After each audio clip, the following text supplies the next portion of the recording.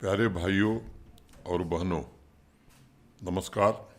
श्री अमरनाथ जी यात्रा के आध्यात्मिक उल्लास के बीच आज आप सबसे बातचीत का अवसर मिला है।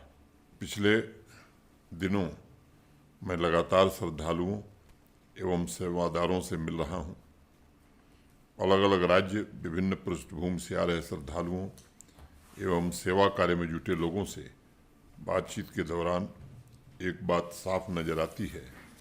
भाषा भले ही अलग हो, लेकिन सनातन आस्था की बुनियाद एक है। तमाम रास्ते अंत में आकर बाबा बर्फानी के दर पर एक हो जाते हैं। इसलिए यात्रा का संबंध सिर्फ तीर्थ का पूर्ण होना नहीं है, बल्कि मैं का मिट जाना भी है। अमरनाथ श्राइन बोर्ड और प्रशासन का पूरा प्रयास है कि सभी श्रद्धालुओं को यह आध्यात्मिक अनुभव सुखद हो। कई दिन प्रतिकूल मौसम के बावजूद स्थानीय नागरिकों और सेवा कार्य में जुटे मित्रों ने भी अप्रतिम साहस, सामर्थ्य और परहित की भावना दिखाई है। ऐसे पवित्र कार्यों में योगदान इंसान के भीतर भी एक तत्व चेतना जागृत करता है, जो मैं समझता हूँ कि जीवन का सबसे बड़ा आनंद है। मैं समाज के एक एक व्यक्ति के प्रति कृतज्ञता ज्ञापित करता हूं, जो बिल्कुल सजग सहज तरीके से चुपचाप इस यात्रा को सफल बनाने के लिए अपने कर्तव्यों का निर्वहन कर रहे हैं। मैं मानता हूं किसी भी तीर्थ यात्रा में स्थानीय लोगों के लिए खुशी का सबसे बड़ा स्रोत सेवा है। यह एकमात्र सबसे बड़ा अवसर है जब पूरा समाज एक मन हो जाता है, और यही वह ऊर्जा है जो समाज के उज्जवल भविष्य का निर्माण करती है। सबसे महत्वपूर्ण बात यह है कि श्री अमरनाथ जी यात्रा का आयोजन और उससे जुड़ी व्यवस्था सभी समुदायों एवं पंथों के सहयोग से पूरी हो रही है। सर्वधर्म समभाव सदैव ही हमारे समाज की विशेषता रही है, और देश भर से आए तीर्थयात्री जम्मू कश्मीर में इसके साक्षी बन रहे हैं। बाबा बर्फानी की तीर्थ यात्रा सभी के प्रति प्रेम तथा करुणा की आध्यात्मिक और बौद्धिक परंपरा का भी प्रतीक है। यह यात्रा हमें प्रेरित करती है कि मानवीय गरिमा और सामाजिक न्याय के साथ हम जम्मू कश्मीर के उज्जवल भविष्य का निर्माण करें। एक दिन सुबह सुबह एक महात्मा गंगा नदी में स्नान कर रहे थे। उन्होंने देखा कि पास में ही एक नाविक अपने नाव पर सवार होकर बहुत तेजी से पतवार चला रहा है, लेकिन नाव आगे नहीं बढ़ रही है, बल्कि उसी जगह ज्यों की त्यों रुकी हुई है। उस नाविक ने चिल्लाकर महात्मा जी से पूछा कि मैं नदी की बीच धारा में जाना चाहता हूँ, लेकिन यह नाव क्यों रुकी हुई है?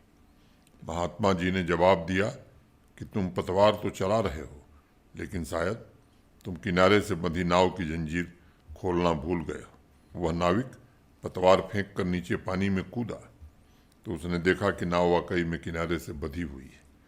कई बार हमारी हालत भी नाविक की तरह हो जाती है। हम विकास की मुख्य धारा में उतरना चाहते हैं, लेकिन हमारी सामूहिक चेतना अतीत की जंजीरों में अटकी होती है। प्रवाह जीवंतता है। बाबा बर्फानी की यात्रा हमें प्रेरित करती है कि हम किनारों से निकलकर समाज को सकारात्मक उन्नति के प्रवाह की तरफ लेकर चलें और जम्मू कश्मीर के खुशहाल भविष्य के निर्माण में अपनी रचनात्मक भूमिका का निर्वहन करें। इस महीने जम्मू कश्मीर प्रशासन ने भूमिहीन परिवारों को प्रधानमंत्री आवास योजना के तहत 5 मरला जमीन और आवास देने का एक बड़ा फैसला किया है। सोशल मीडिया पर मैंने इस फैसले के बारे में कुछ भ्रामक तथ्य भी देखे थे। मैं जम्मू कश्मीर के अपने सभी भाइयों बहनों को कहना चाहता हूँ कि प्रशासन का यह कदम जम्मू कश्मीर के कमज़ोर और वंचित वर्गों के सुखमय जीवन के लिए, जो लोग भी आउटसाइडर के नाम से भावनाओं को भड़काने का प्रयास कर रहे हैं, वह गरीबों के हित के खिलाफ काम कर रहे हैं। यहाँ अनेक ऐसे परिवार थे जिनके पास जमीन नहीं थी। ऐसे परिवार प्रधानमंत्री आवास योजना में योग्य होने के बावजूद उसका लाभ नहीं ले पा रहे थे। प्रशासन ने पूरी संवेदनशीलता से और गरीब कल्याण को केंद्र में रखते हुए ग्रामीण क्षेत्रों में रहने वाले भूमिहीन परिवारों का सर्वेक्षण किया और ऐसे 2711 परिवारों को सरकारी ज़मीन उपलब्ध कराई। अब जल्द ही उनका स्वयं के घर का सपना साकार होगा। आने वाले समय में यह संख्या और बढ़ेगी और सामाजिक समानता का संकल्प मूर्त रूप लेगा। अभी 8 जुलाई को वंचित वर्गों तथा दूर दराज के इलाकों में रहने वाले परिवारों की फूड सिक्योरिटी को ध्यान में रखते हुए प्रशासन ने prime ministers food supplementation for priority house holds scheme शुरू की है, जिसके अंतर्गत प्रधानमंत्री गरीब कल्याण योजना में प्रति महीने मिलने वाले 5 किलो फ्री राशन के अतिरिक्त अधिकतम 10 किलो अतिरिक्त चावल सब्सिडाइज रेट पर प्रायोरिटी हाउस होल्ड को दिया जाएगा।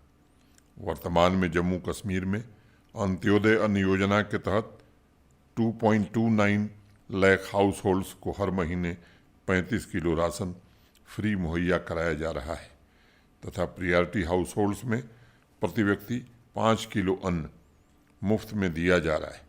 फूड सप्लीमेंटेशन के द्वारा लगभग 57 लाख लाभार्थियों के भोजन पर पड़ने वाले खर्च के बोझ को कम किया जा सकेगा। इस योजना पर प्रशासन हर वर्ष लगभग 180 करोड़ रुपए खर्च करेगा और मुझे प्रसन्नता है कि इससे गरीब और वंचित वर्ग ताकतवर होगा तथा अपनी अन्य आकांक्षाओं को भी पूरा कर सकेगा।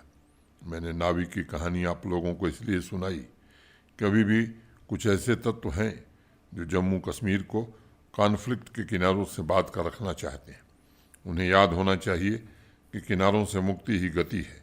जम्मू कश्मीर अपनी विकास यात्रा शुरू कर चुका है तथा माननीय प्रधानमंत्री जी के मार्गदर्शन में सांस्कृतिक, सामाजिक और भावनात्मक एकता के साथ एक ऐसा यूनियन टेरिटरी विकसित हो रहा है जिसके विकास का लाभ समाज के सभी वर्गों को मिल रहा है। साथियों, समाज के कमजोर और वंचित वर्ग प्रशासन की प्राथमिकता में और उनकी मूलभूत आवश्यकताओं की पूर्ति के लिए हर संभव प्रयास किया जा रहा है। हमने पूरी शिद्दत से प्रयास किया है कि सोच के साथ काम करने का तरीका भी बदले ताकि शासन व्यवस्था में प्रत्येक व्यक्ति की खुशहाली सर्वोच्च प्राथमिकता हो। कर्मयोगी की तरह हर एक नागरिक निष्काम भाव से राष्ट्रीय लक्ष्यों की पूर्णतः प्राप्ति के लिए प्रयासरत है और मैं कहना चाहूँगा कि आज संपूर्ण देश और विश्व जम्मू कश्मीर की ओर आदर और अपेक्षा से देख रहा है। कुछ ऐसे ही कर्मयोगी बारामूला के 12वीं कक्षा के कुछ बच्चे हैं। गवर्नमेंट हायर सेकेंडरी स्कूल क्रीदी के विद्यार्थी साकिर अहमद, अदनान मुश्ताक तथा फुरकान राशिद ने अपने स्कूल के अटल टिंकरिंग लैब में एक एप्पल ग्रेडर विकसित किया है। माननीय प्रधानमंत्री जी के इनोवेशन के आह्वान से प्रेरित होकर इन 3 बच्चों ने 6 महीने मेहनत करके इस एप्पल ग्रेडर को बनाया है जो पोर्टेबल है और एप्पल सीजन में किसान भाइयों की मदद करेगा। सबसे बड़ी बात यह है कि तीनों बच्चे किसान परिवार से आते हैं और डिजाइन से लेकर फाइनल टूल्स तक की यात्रा में उन्होंने कमाल की क्रिएटिविटी और इनोवेटिवनेस का प्रदर्शन किया है। मैं साकिर, अदनान और फुरकान को बधाई देता हूं और उनके उज्जवल भविष्य की कामना करता हूं। मैं स्कूल के अटल टिंकरिंग लैब के इंचार्ज जावेद दार, सभी टीचर्स तथा प्रिंसिपल को भी बच्चों में क्यूरियोसिटी, साइंटिफिक टेम्पर जागृत करने के लिए बधाई देना चाहूँगा। सफलता का एक ही रास्ता है, कुछ अलग करने का जज्बा और हौसला, और मैंने इस बात को महसूस किया है। इंसान जब जाने पहचाने सीमाओं के परे छलांग लगाने की कोशिश करता है तब उसके जीवन से असंभव शब्द गायब हो जाता है। आज जम्मू कश्मीर के अनेक युवा सरकारी नौकरी के चिरपरिचित रास्तों से अलग हटकर समाज में अपने स्वयं की पहचान स्थापित करने के लिए आतुर हैं। बारामूला जिले के एक छोटे से गांव की रहने वाली सफीना मुश्ताक ने 2020 में इकोनॉमिक्स से एमए किया, लेकिन उन्होंने सरकारी नौकरी की बजाय कुछ अलग करने का हौसला दिखाया। डिपार्टमेंट ऑफ एग्रीकल्चर से ट्रेनिंग लेने के पश्चात सफीना ने मशरूम कल्टीवेशन शुरू किया। उसमें सफलता मिलने के पश्चात सफीना ने फ्लावर, सीडलिंग और वेजिटेबल के प्रोटेक्टेड कल्टीवेशन के क्षेत्र में डिपार्टमेंट ऑफ एग्रीकल्चर की मदद से डाइवर्सिफिकेशन किया और अपनी सच्ची लगन और मेहनत से उन्होंने मॉडल इंटीग्रेटेड फार्म विकसित करने में सफलता प्राप्त की। मात्र चंद सालों के भीतर सफीना के हौसलों, उसके परिश्रम ने उन्हें बारामूला की सफल एग्री इंटरप्रेन्योर बनाने में मदद की है। आज सफीना आसपास के इलाकों में अपने अनुभवों को भी साझा कर रही हैं और लोगों को लीक से अलग हटकर कुछ करने के लिए प्रेरित कर रही हैं। सफीना की ही तरह रियासी जिले के एक छोटे से गांव के रहने वाले युवा संदूर कुमार ने समाज के सामने सफल एग्रीप्रेन्योर का शानदार उदाहरण पेश किया है। उन्होंने भी शुरुआत मशरूम की खेती से की थी, फिर डिपार्टमेंट ऑफ एग्रीकल्चर की मदद से उन्होंने बी कीपिंग के क्षेत्र में कदम रखा। अब संदूर कुमार ने डेयरी फार्मिंग शुरू की है और मिल्क प्रोडक्शन में भी उन्हें सफलता मिल रही है। मशरूम कल्टीवेशन, बी कीपिंग तथा डेयरी, इन तीनों बिजनेस के मेल से उन्हें अच्छी खासी आमदनी हो रही है और आज वह अपने इलाके के सबसे मशहूर एग्रीप्रेन्योर बन गए। उन्हीं की तरह डिप्लोमेसी, लॉ एंड बिजनेस से एमए करने के पश्चात बांदीपुरा के पीरजादा मुकीम ने एंटरप्रेन्योर बनने के लिए एक अलग रास्ता अख्तियार किया। जिले के एनिमल हस्बेंड्री डिपार्टमेंट की मदद से पीरजादा ने मिल्क प्रोसेसिंग प्लांट की शुरुआत की। आज वो अपने प्रोसेसिंग प्लांट के जरिए 300 लीटर मिल्क मार्केट में सप्लाई कर रहे हैं। इस महीने के अंत तक उन्होंने प्रतिदिन 1000 लीटर मिल्क सप्लाई का लक्ष्य रखा है। आज पीरजादा न सिर्फ अच्छी खासी आमदनी कमा रहे हैं बल्कि अन्य लोगों को रोजगार भी मुहैया करा रहे हैं। वो अपना लक्ष्य स्वयं तय कर रहे हैं। साथियों, ज्ञान और सफलता मांगने से नहीं मिलती, उसके लिए हमें अपरिचित रास्तों पर चलने का हौसला पैदा करना होगा। हर एक नौजवान के भीतर कुछ न कुछ विशेष है, अनोखा है। भीड़ से अलग हटकर स्वयं हो जाना, अपनी इंडिविजुअलिटी को प्राप्त करना सफलता की पहली सीढ़ी होती है। स्वयं हो जाने का मतलब है कि हर एक नौजवान अपने यूनिकनेस को खिलने के लिए जमीन तैयार कर लिया है। भविष्य की तरक्की का आधार भी यही है और देश के अनेक सफल एवं महान पुरुषों की उपलब्धियां इसका स्पष्ट प्रमाण है। सफीना मुश्ताक, संदूर कुमार तथा पीरजादा मुकीम का हौसला नए समाज की आकांक्षाओं को प्रतिबिंबित करता है। सिर्फ जम्मू कश्मीर नहीं बल्कि हमारे राष्ट्र के प्रत्येक क्षेत्र तथा समाज के सभी वर्ग इस भावना से प्रेरित हों, मैं ऐसी कामना करता हूँ। पिछले महीने साहित्य अकादमी ने बाल साहित्य और युवा पुरस्कार कैटेगरी में अवार्ड की घोषणा की थी। मुझे प्रसन्नता है कि जम्मू कश्मीर के 3 रचनाकारों को सम्मानित किया गया है।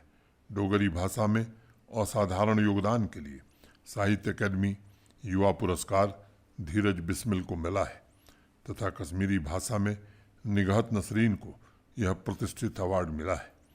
बाल साहित्य पुरस्कार कैटेगरी में विशेष योगदान देने के लिए साहित्यकार बलवान सिंह जमोरिया को सम्मानित किया गया है। मैं जम्मू कश्मीर के साहित्य जगत के तीनों दैदीप्यमान नक्षत्रों को अपनी शुभकामनाएं देता हूँ। आपकी उपलब्धियों ने जम्मू कश्मीर की महान साहित्य परंपरा को गौरवान्वित किया है। मुझे विश्वास है सभी पुरस्कार विजेता अपनी भाषाई प्रतिभा का उपयोग करके साहित्य को समरस एवं समाजोपयोगी बनाने का महत्वपूर्ण कार्य भविष्य में भी करेंगे। साहित्य की बात करते करते मुझे अनायास ही स्वर्गीय पद्मा सचदेव जी की याद आई। अगले महीने की 4 तारीख को उनकी पुण्यतिथि है। पद्मा जी जम्मू कश्मीर के साहित्य का संपूर्ण आकाश हैं। उन्होंने अपनी एक कविता में लिखा था, छोड़ा था जब जम्मू तो कसकर रख लिया था, मन के भीतर उंगली से लगा कर इसे, घूमती थी सब जगह, जहाँ भी गई ये साथ ही रहा। पद्मा जी हमारे देश की भावना और चेतना का महासागर हैं। मैं उनकी पुण्य स्मृति को प्रणाम करता हूँ।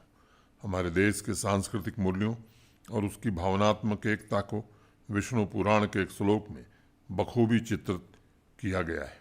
उत्तर यत् समुद्रस्य हिमाद्रश्चैव दक्षिणम वर्षतद भारतम नाम भारती यत्र सतति।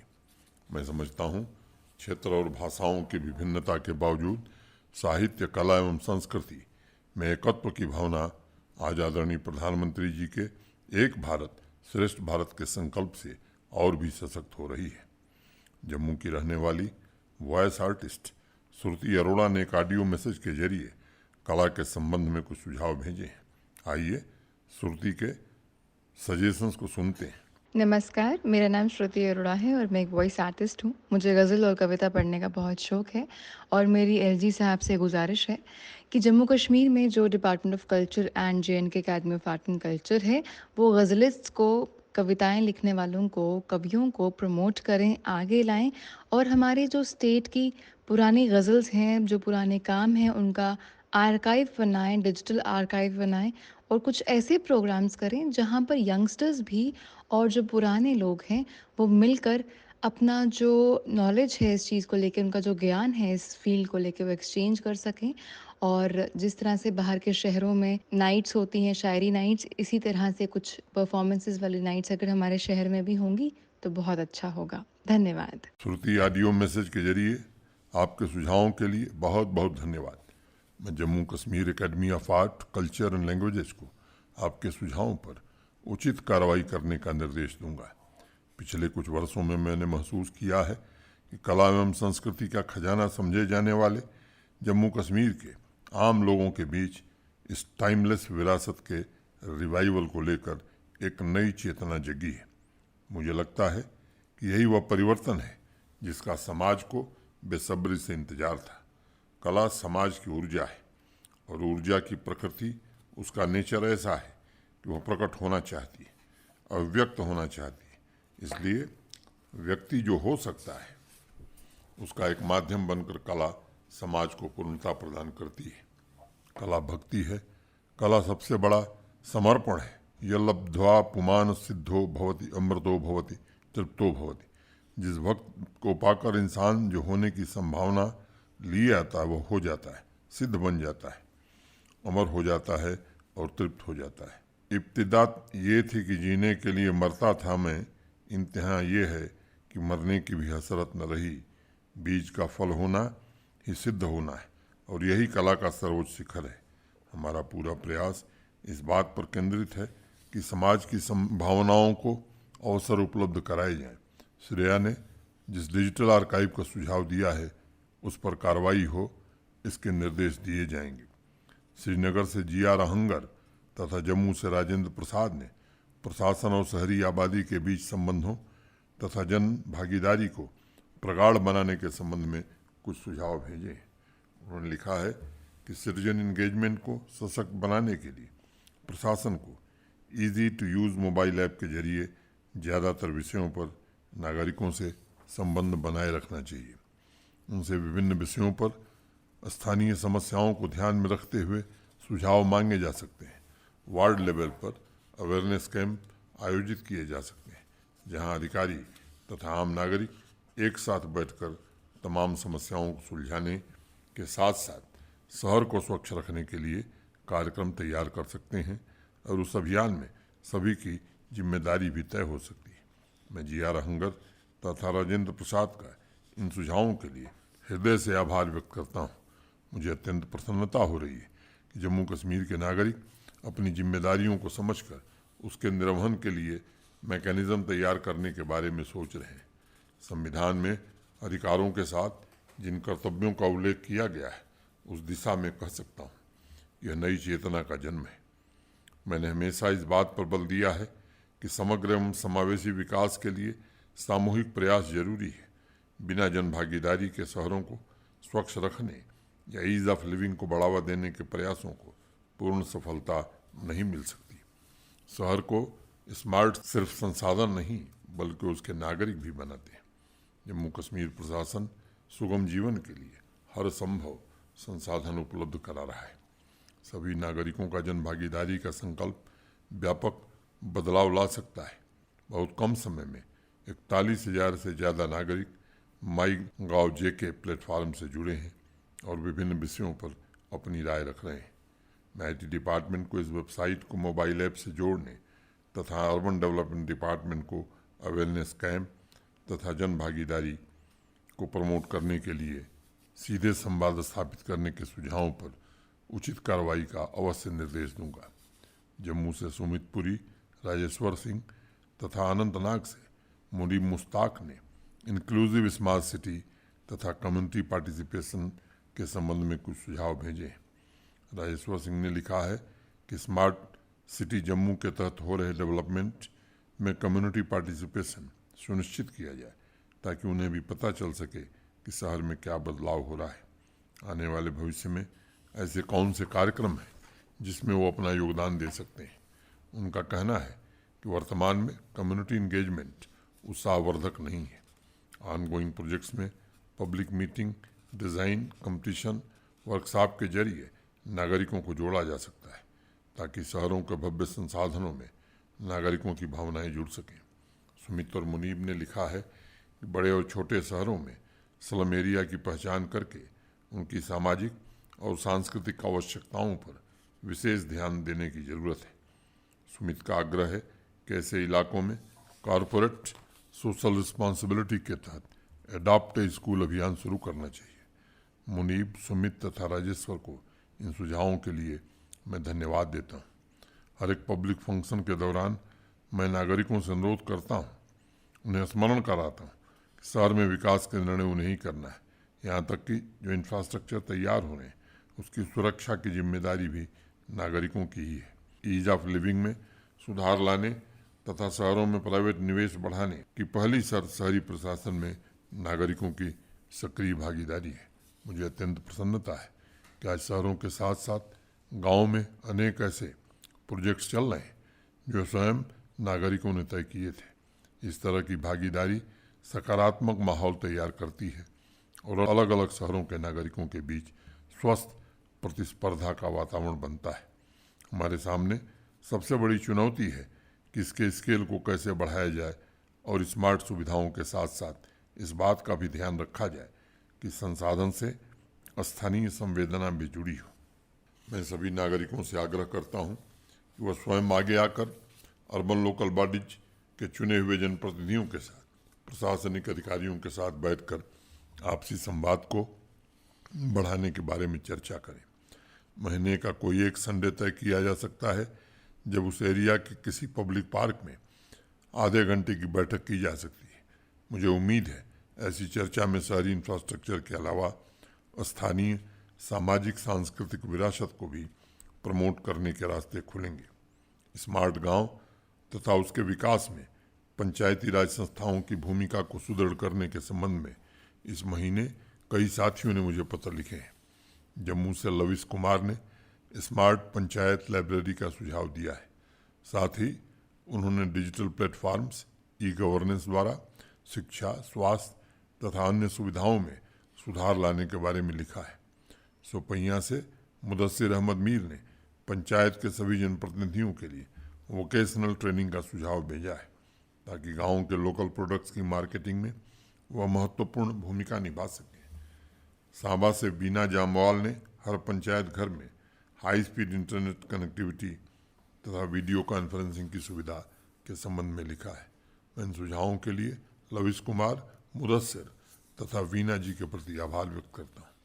साथियों, आज सस्टेनेबल डेवलपमेंट गोल्स में सबसे अधिक चर्चा इस बात पर हो रही है किस प्रकार गाँव की समृद्ध विरासत को सहेज कर उन्हें आत्मनिर्भर बनाया जाए और बुनियादी सुविधाओं की दृष्टि से शहरों तथा गाँवों के बीच मौजूद खाई को कम किया जा सके। इस दिशा में मैं समझता हूँ कि बैक टू विलेज अभियान ने सभी गाँवों की शक्ति, उनके सामर्थ्य से ग्रामवासियों को परिचित कराया है। वहाँ जो कमियाँ हैं उसे दूर करने के लिए विकास के नए मॉडल तैयार किए जा रहे हैं और टेक्नोलॉजी की मदद से सभी योजनाओं के 100% सैचुरेशन की दिशा में काफ़ी प्रगति हुई है। आज मैं ये कह सकता हूँ कि इन प्रयासों से गांव में नई आकांक्षाओं का जन्म हुआ है। ग्रामवासियों का भी सपना है कि शिक्षा, स्वास्थ्य, रोड, बिजली, पानी, इंटरनेट कनेक्टिविटी जैसी तमाम सुविधाएं जो शहरों को उपलब्ध हैं वही सुविधाएं गांव में भी लोगों को उपलब्ध हों। लविश के स्मार्ट पंचायत लाइब्रेरी के सुझाव में गांव की नई आकांक्षाएं प्रतिबिंबित हो रही। देश के अनेक राज्यों में आजकल पंचायत के जनप्रतिनिधि, ग्रामवासी तथा ग्रामीण विकास विभाग के लोग मिलकर इस तरह की अनेक नई पहल की शुरुआत कर रहे हैं जो ग्राम्य जीवन में सुखद बदलाव ला रही है।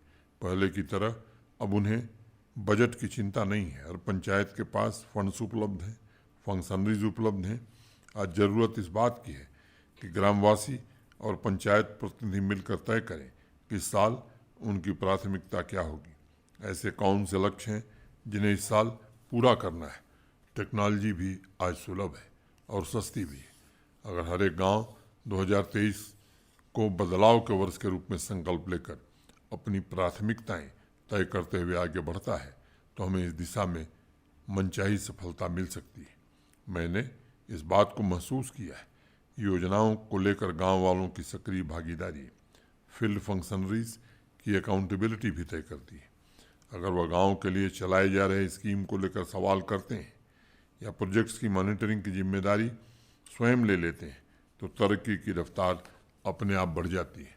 पंचायती राज संस्थाओं के जनप्रतिनिधियों की ट्रेनिंग एवं जम्मू कश्मीर के बाहर एक्सपोजर विजिट के लिए रूरल डेवलपमेंट डिपार्टमेंट ने नवंबर 2022 से मार्च 2023 तक बहुत ही योजनाबद्ध तरीके से 4,743 चुने हुए जनप्रतिनिधियों की ट्रेनिंग, कैपेसिटी बिल्डिंग वर्कशॉप का आयोजन किया था।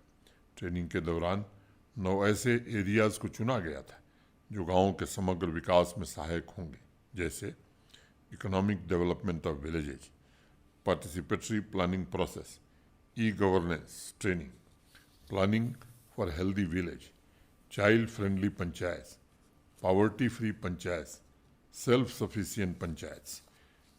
इनके साथ ही वर्तमान में चल रहे होलिस्टिक एग्रीकल्चर डेवलपमेंट प्रोग्राम का अभियान भी ये सुनिश्चित करेगा कि हर गांव में नया आत्मविश्वास पैदा हो, उनका भविष्य सुनिश्चित हो, हर गांव को एक नई पहचान मिले और वह संभावनाओं के केंद्र के रूप में विकसित हो। अभी तक 1084 पंचायतों को हाई स्पीड इंटरनेट और वीसैट कनेक्टिविटी से जोड़ा जा चुका है। आने वाले दिनों में यह सुविधा सभी पंचायतों तक पहुंचेगी। हर एक ग्रामवासी की भागीदारी ग्राम उदय को सुनिश्चित करे, इसके लिए रूरल डेवलपमेंट डिपार्टमेंट को मैं इन सुझावों पर गौर करने के लिए कहूँगा। जम्मू से प्रीति शर्मा ने टेक्सटाइल आर्ट के प्रमोशन के संबंध में ऑडियो मैसेज द्वारा कुछ सुझाव भेजे हैं। आइए पहले प्रीति के सुझावों को सुनते हैं। गुड मॉर्निंग सर, मैं जम्मू से टेक्सटाइल आर्टिस्ट हूँ प्रीति शर्मा। मेरे कुछ सुझाव हैं इस आर्ट को लेकर, जैसे कि JNK में टेक्सटाइल आर्ट को बढ़ावा देने के लिए department of culture, department of handicrafts, JNK academy of art and culture अधिक से अधिक गैलरीज और प्रदर्शनी स्थान बनवाएं। JNK में होने वाले कल्चरल फेस्टिवल्स और प्रोग्राम में टेक्सटाइल आर्ट को शामिल किया जाए। टेक्सटाइल आर्टिस्ट को लोन, सब्सिडीज, फंडिंग प्रोग्राम्स जैसी सुविधाएं प्रदान की जाएं। एक आर्टिस्ट को आर्ट एकेडमी से डिप्लोमा, सर्टिफिकेट कोर्सेज करने का अवसर प्रदान किया जाए। JNK में आर्ट संबंधित इंस्टीट्यूट्स और कॉलेजेस खुलवाए जाएं। धन्यवाद। प्रीति, आपके सुझावों के लिए बहुत बहुत धन्यवाद। प्रशासन द्वारा आयोजित किए जाने वाले कार्यक्रमों के अलावा एग्जीबिशंस के माध्यम से टेक्सटाइल्स आर्टिस्ट को प्लेटफॉर्म मुहैया कराया जाए, इसके लिए प्रयास किए जाएंगे। हमारी कोशिश है कि हर एक फील्ड में टैलेंट्स को अपनी रचनात्मक क्षमता और अंतरतम से उठी प्रेरणा को साकार करने का अवसर मिले। मैं इस विषय पर डिपार्टमेंट ऑफ हैंडीक्राफ्ट तथा डिपार्टमेंट ऑफ कल्चर को उचित निर्देश दूंगा। प्यारे भाइयों बहनों, अगले महीने देश स्वतंत्रता की 77वीं सालगिरह मनाएगा। अमृतकाल खंड में यह जश्न देश की तरक्की और खुशहाली के संकल्प को दोहराने का अवसर है। आइए हम सभी मिलकर उन शहीदों और स्वतंत्रता सेनानियों को नमन करें जिनके बलिदान से हमें खुली हवा में सांस लेने का अवसर मिला है। आइए इस अवसर पर समस्त देशवासियों की भलाई, जन जन के कल्याण और राष्ट्र की एकता और अखंडता के संकल्प को हम सब मिलकर दोहराते हैं। एक पल के लिए आइए यह सोचें कि इस देश ने हमें बहुत कुछ दिया है, हम इसे क्या वापस लौटा रहे हैं। यह विचार एक नए प्रण को जन्म देगा और मुझे उम्मीद है कि अपने कर्तव्यों का निर्वहन करके हम पूर्वजों के बलिदान को सच्ची श्रद्धांजलि देंगे। जय हिंद।